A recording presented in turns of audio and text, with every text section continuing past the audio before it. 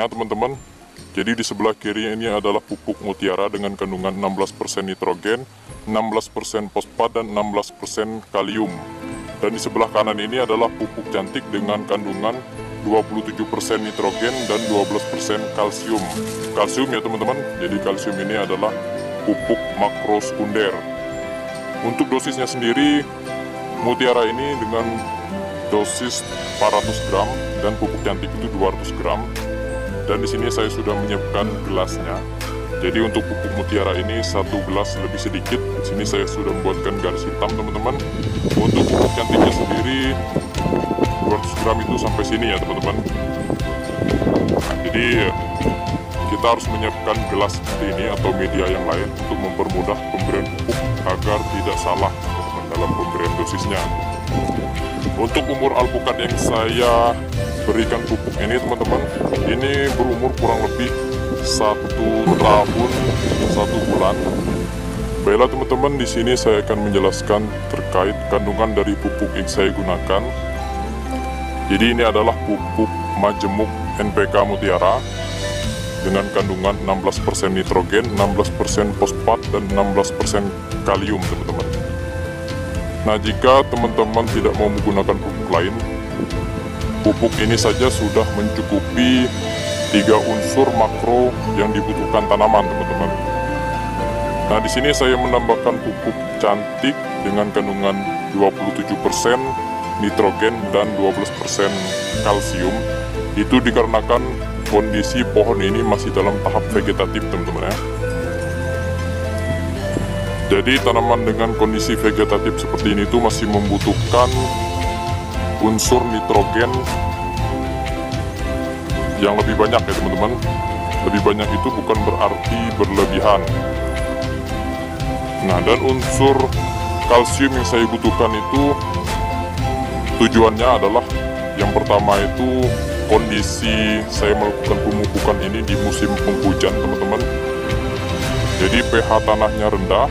Nah, ketika saya melakukan pemupukan, pH tanahnya akan semakin rendah teman-teman. Fungsi pupuk kalsium ini sama seperti dolomit teman-teman. Dia akan meningkatkan pH tanah menjadi lebih stabil ya teman-teman.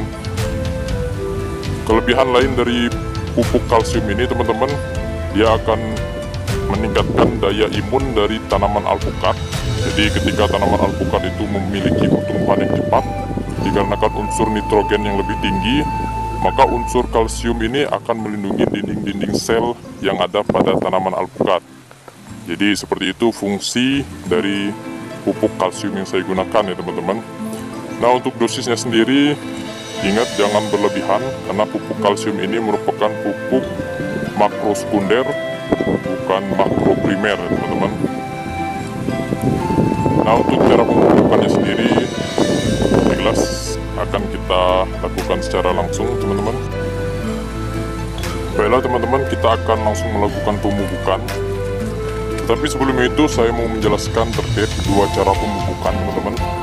Yang pertama itu seperti pada video pertama, pemupukan sebelumnya itu saya membuatkan parit di sekitar pohon alpukat.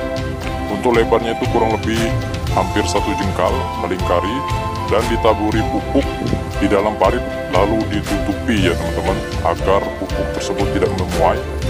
Nah, untuk cara yang kedua ini saya menggunakan cara yang berbeda. Jadi di sini saya tetap membuatkan parit di ujung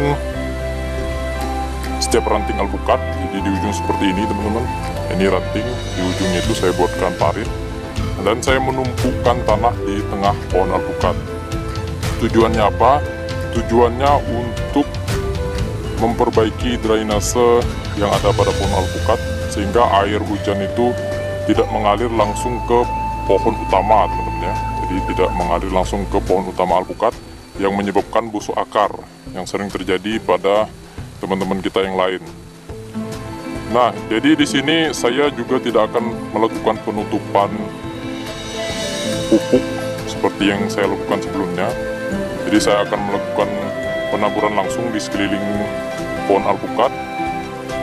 Itu dikarenakan kondisi sekarang ini pada musim penghujan. Jadi di bulan Januari itu musim penghujan. Jadi pupuk yang saya taburkan itu dipastikan tidak akan memuai ya teman-teman. Seperti inilah tampilan pohon alpukat setelah dilakukan pemupukan, teman-teman. Jadi waktu saya melakukan pemupukan, kondisi cuaca ini sudah gerimis, makanya saya tidak melakukan penimbunan pada pupuk alpukat. Nah, kita bisa lihat seperti ini. Untuk pemupukannya sendiri lakukan melingkar seperti ini, teman-teman. Dikarenakan akar alpukat untuk penyerapan unsur hara itu berada di ujung-ujung akar yang kecil ya, teman-teman, bukan di tengah pohon alpukat. Pemupukan di tengah pohon alpukat juga akan sangat berisiko untuk mengenai batang. Nah, jadi lakukan pemupukan seperti ini ya, teman-teman. Nah, di sini nanti saya akan menambahkan satu bahan lagi. Gunanya untuk apa? Gunanya untuk menyerap unsur hara secara maksimal, teman-teman. Tapi nanti saya akan menjelaskan pada video yang lain. Nah, mungkin cukup sekian video terkait pemupukan pada alpukat agar cepat besar. Pada kesempatan kali ini, jangan lupa like and subscribe video ini dan share kepada teman-teman kalian. Dan terima kasih.